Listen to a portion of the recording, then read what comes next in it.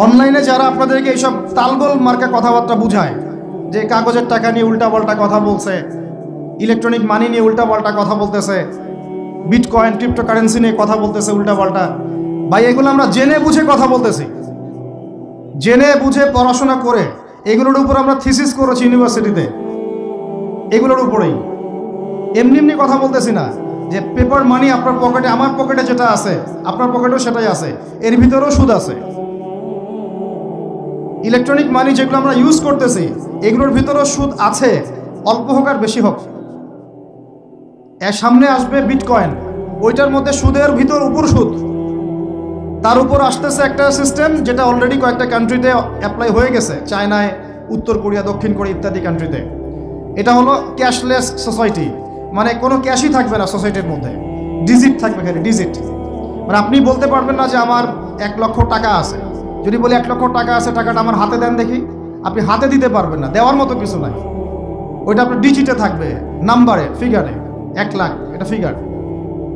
ইতিহাসে এমন কোনো কারেন্সি আসে নাই যেটা ধরাও যায় না, ছোঁয়াও যায় না, পকেটেও রাখা যায় না। এটা আসতেছে সামনে। যারা বুঝে না এগুলা, আমরা আক্রমণাত্মক কথা বলতে চাচ্ছি না, আল্লাহ পাক তাদেরকে হেদায়েত দান করুন।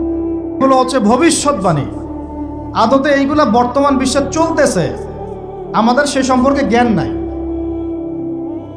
আমরা অনেকেই ক্যাশলেস সোসাইটি প্রতিষ্ঠার চেষ্টা করতেছি, এটার মধ্যে যতটুকু কল্যাণ আছে না, তার চেয়ে বেশি অকল্যাণ আছে।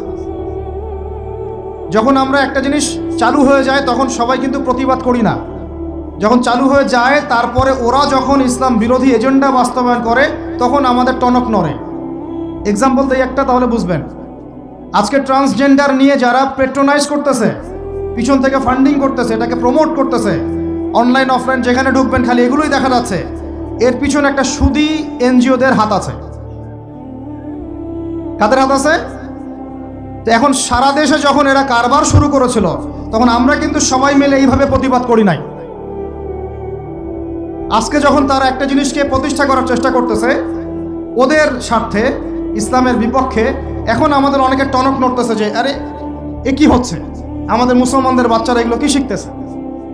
সমস্যা হচ্ছে আমরা সমস্যা আসলে শুরুতে বোঝার মতো ওই নূর, বাসিরা, হিকমা আমাদের এখনো পয়দা হয়নি, এবং শেষে গিয়ে একদম কুল, কি বলে ওটাকে, মাঝপথে গিয়ে যখন দড়িয়ে যখন নৌকা ডোবা শুরু করে তখন আমাদের হুঁশ ফিরে, আরে কি হচ্ছে।